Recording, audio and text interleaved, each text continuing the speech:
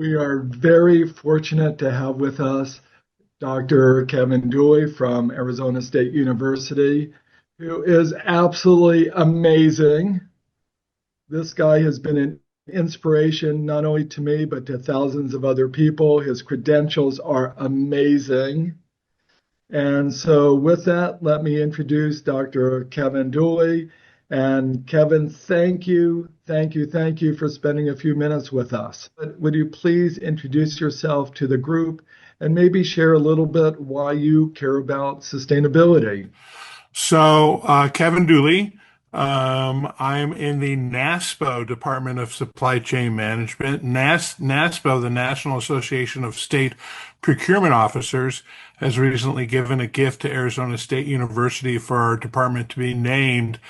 And that title, procurement, is part of the reason why I'm here and part of the reason why I am excited about sustainability and sustainable actions, in that we know that buyers, whether they're end consumers or business buyers, care about sustainability. And we'll get into more depth of what the opportunities and risks are there. But the bottom line is that sustainability is in that purchasing decision. And more, even end customers, in your family household, my 20-year-old daughter, spend a lot of time looking at their products that they're purchasing, especially products that have chemical, constituencies, chemical makeups, and they're concerned about the safety of those products. And of course, from the industrial buying side, we have other considerations around supply risk and cost minimization that drive these purchasing decisions.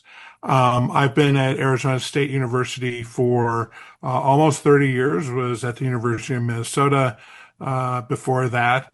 And for the past 18 years, up until last month, I was chief scientist and other executive roles at the Sustainability Consortium, where we worked with Walmart and other retailers and brand companies like your Johnson and Johnsons or Procter and Gamble's to develop sustainability criteria for products, including cleaning products. And so I have a good knowledge of kind of what are the environmental and social hotspots that we need to be concerned about, and that perhaps can be opportunities for us when we look at the types of products we're making and selling. Thank you. And clearly, your expertise is well recognized and greatly appreciated that you'll share it with our group. Thank you. Of course. What kind of trends are you seeing? You've been doing this for a long time, but right now people are trying to decide with everything that's going on to what degree sustainability is an important issue for them to focus on. So can you help us from especially a procurement perspective, from the trends you're seeing? Is this a time to invest? Is it time to kind of be cautious or to step back? What do you think? Thanks, Steve. There's something called the Gartner Hype Curve, and it's a fun model. It's a fun informatic that if you're a technology geek, you've probably seen it before. And it has this rising hump, and then it kind of goes into this, what's called the trough of disillusionment, and then it comes back up to kind of reasonable expectations. And it explains kind of an investor excitement about technology. And by investor, I don't mean just financial investors, but even companies who are thinking of adopting this particular business practice or technology. So we can think about sustainability from that perspective. And I would say that we're maybe 2 or 3 years past peak hype of sustainability, where there were incredible expectations that in some cases were not reasonable. People who weren't on that bandwagon felt left behind.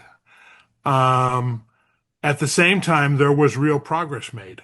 And I would say that dissimilar to what I saw through the quality revolution in the 1980s, the lean manufacturing revolution in the 90s, the IT and e-commerce revolution of the aughts, there's more variance between the leaders and the laggards in sustainable practices. So if we take a look at a company that's just beginning now versus one that it's been at it for 5, 8, 10 years, there's a big difference. It doesn't mean that you can't catch up, but it means that now's the time to move. And so there's some disillusionment with sustainability. We see requirements, for example, the European requirements for reporting, even the California requirements for sustainability reporting being slightly backed off. Um, we see some companies that have made the so-called SBTI, Science-Based Targets Initiative, commitment around their GHG emissions. Some back off of that. And so we're getting this real questioning of where's the value? And I think this is the maturation time for sustainable practices because businesses are not just saying, oh, we have to do this. We need to start a recycling program in our business office. And by the way, that's a great idea. You should. But, it's not just doing it for the sake of mimicking what you think others are doing or what leaders are doing. It's taking it internally and really thinking about where are the pathways that I can find value in. For some companies, it might be that there's opportunities for new markets. So new markets might have particular requirements around sustainability that differentiate those who get to play and those who don't. And so positioning yourself better might provide a revenue opportunity. For most companies that are beginning, however, their focus is going to be on trying to find those opportunities that are cost reductions.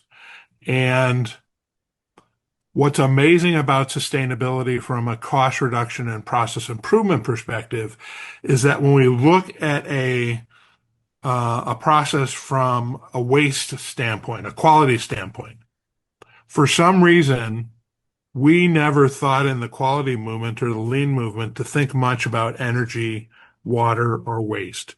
And yet all those are things that we spend money on internally. And all those are things where if we reduce our water consumption or make our water effluent quality better, right? Take better quality of our effluent. If we manage our energy and reduce our energy consumption through efficiencies, and if we reduce the amount of material waste that we're creating, those are going to reduce our costs and at the same time be sustainability wins. So for most companies, there's a lot of low-hanging fruit. I'll give a quick example. I was on a Walmart tour about a decade ago, 15 years ago maybe, and they were talking about their automatic powered units that they had on top of trucks. So when a truck came to, unload its material, especially if it's a refrigerated truck, it had to keep on running, right? And you're cutting emissions, you're losing gas. And so if you just put like a battery powered thing on top of the cab, it would take care of the power needs and you wouldn't have to sit there and idle. So I, being the quality professor and in part the smarty, being the smarty in the group, I said, well, how come you didn't think about that, during your quality movement? And the tour person just looked at me and said, well, that's not a quality issue. And all of a sudden, my decades of credentials and of work as a quality professor was threatened. I'm like, oh my God, what did we miss? Why didn't we get that? But we really didn't get it. It wasn't part of what we looked at when we were looking at process quality and Six Sigma and all that type of stuff. So I think there's a whole new kind of portfolio of opportunities that we can address. And as you mature, I think what you see then is sustainability, not only as an economic driver from opportunity, from revenue or cost, but as a risk reduction. And so companies have been at it for a little bit, now are focusing their sustainability practices on reducing risk in their supply chains in particular. And we know that most of the environmental impacts and social impacts that exist in making a product don't exist with you as a final manufacturer. They exist in your supply chain. And here is where collective action, such as through your organization and others, is so essential because no company can move the ball on these supply chain issues alone, no matter how big they are. They really have to be addressed by an industry sector taking a common approach, having a common philosophy, and then using the collective, which includes collective buying power, to the extent that one can do that in a legal way, to move the needle. Let's drill down just a little bit with one final question. What advice do you have for companies just getting started? Sure. So one of the things that we noticed in the sustainability index data when we did the connection between kind of how well you're performing in your sustainability score for your product category versus other stuff that you were doing. The number one driver of a higher score was having at least one person identified as a quote sustainability team. At least one person who has identified responsibility for moving sustainability forward. Often that person is going to be, it's a very challenging position. It's a very exciting position. It's very multidisciplinary. In a small company, that single sustainability person might be on one day acting as an educator to the local community about recycling or what happens in their factory, and the next day having a water inspector visit, and then the next day talking with stakeholders about the sustainable attributes of a new product. And so it's a very broad challenge that individual has, but it's really an opportunity for leadership. And so these individuals that you tap on to be your initial sustainability team member or members, it is a leadership opportunity for them in that they will have to rapidly develop a number of different skills, including people skills such as mediation and negotiation. I think another piece of advice I would give companies today is to consider the legal and regulatory aspects that are out there that you have to respond to. So, for example, one of the things that is popping up right now on people's radar screens very strongly is extended producer responsibility, or EPR taxes, around packaging, plastic packaging in particular. And we have 6 different U.S. states that have implemented EPR taxes. And so if you're doing businesses in those states, then the tax that you pay is going to be based on the degree to which your packaging has recycled content and is recyclable itself. There are other reporting requirements that have emerged. I mentioned both in Europe and California, where there is a regulatory environment that you have to somewhere in the company, someone needs to spend some time monitoring that regulatory environment and then ensuring that your kind of current plans for the year include prioritizing those things that are on your regulatory radar. Now, not all regulations become true.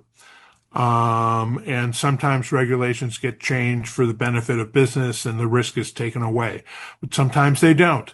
And so we have regulations that will pop up in 2027, 28, 2030, and we know what they are. And so again, having an eyeball on those and understanding what kind of pre-adaptation might be needed to address those sustainability related regulations, including reporting requirements, those should be attended to as part of your initial steps as well. The final step I'll give as a first step is talk to your peers, talk to your friends in the industry, talk to your associations. It's through collective action that we move the needle, and part of your responsibility and opportunity to be a sustainability leader is in fact to be a good community member within these collectives. You're awesome. Thank you so much for spending a few minutes with us. It is greatly appreciated. Thank you so much, Steve.